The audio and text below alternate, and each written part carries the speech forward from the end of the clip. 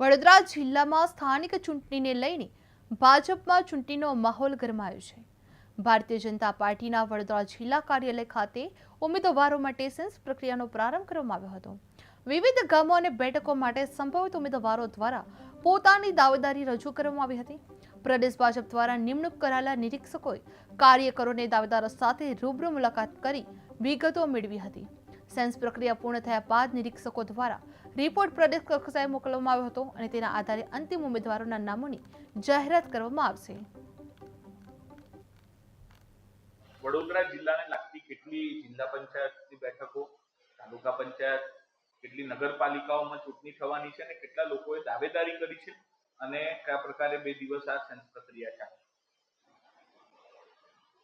Bharatiya Janata party દ્વારા વડોદરા જિલ્લા ભાજપના કાર્યાલયમાં અને એપીએમસી કરજણ ખાતે ગઈકાલથી જ અમારા જે ઉમેદવાર નગરપાલિકા, તાલુકા પંચાયત કે જિલ્લા પંચાયતની